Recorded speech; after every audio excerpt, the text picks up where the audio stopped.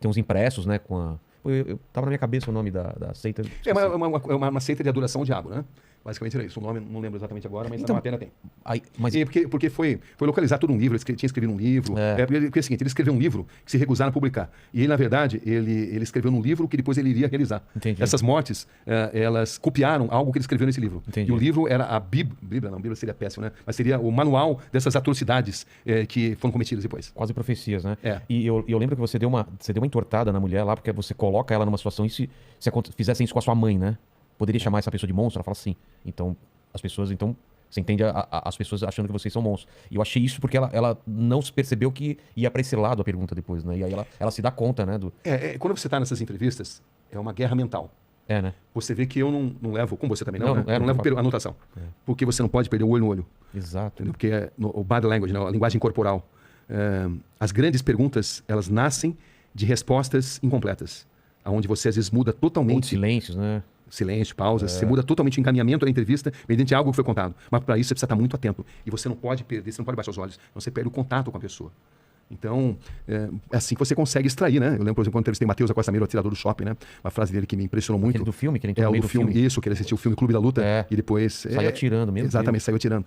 E ele dizia, o que ficou na sua mente? Ele falou, ficou na minha mente, claramente, o cheiro de sangue e pipoca. Você vê, relacionava sangue e pipoca na mente dele. E nunca se arrependeu do que fez. Essa é a verdade. Psicopata não se arrepende. Ele pode até falar que se arrepende porque eles são inteligentes, são frios e notam que precisam falar muitas vezes o que as pessoas esperam ouvir. Entendi. Mas psicopatas não têm cura. Caramba. O Vulkslock 22, olá Inteligência Cabrini, gostaria de saber, existe uma enorme romantização da criminalidade do perfil das pessoas que cometem crime, mas na experiência, qual a sensação e lição que tira de toda essa experiência com eles? Existe algo a ser aprendido com a mente dessas pessoas. Traumas de infância, ou não. Sempre tem um gatilho ou não? Às vezes sim, às vezes não. Não é exatamente automático. Muitos usam isso como algo para justificar o que fizeram, entendeu? Como um trauma da infância, né? Então você precisa penetrar muito nessa mente, e penetrar na mente de um psicopata é tarefa complicada, mas boa parte deles padece do bichinho, do veratismo, da vaidade, e é quando você consegue extrair muita coisa.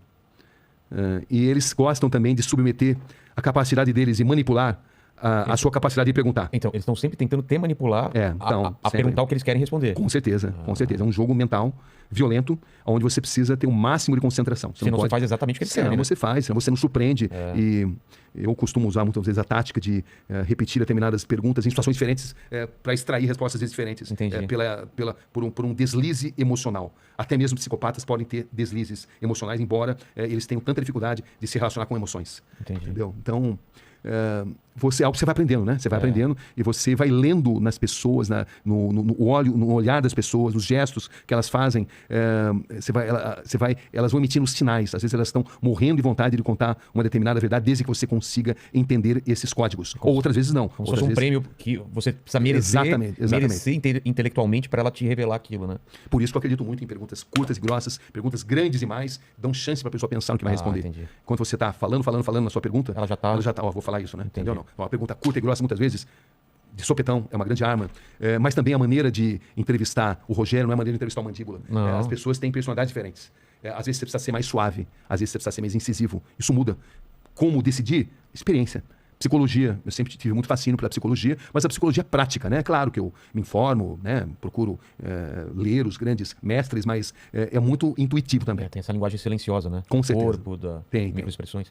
Tem. O Aleph... desculpa, pode falar. Não, e também tem dia que você capta mais, tem dia que você capta menos, enfim. É uma violenta guerra mental. Em determinadas entrevistas, não todas, né? Tem entrevistas que não. São mais tranquilas. Estão mais tranquilas, mas em determinados momentos você sente que você está numa guerra mental.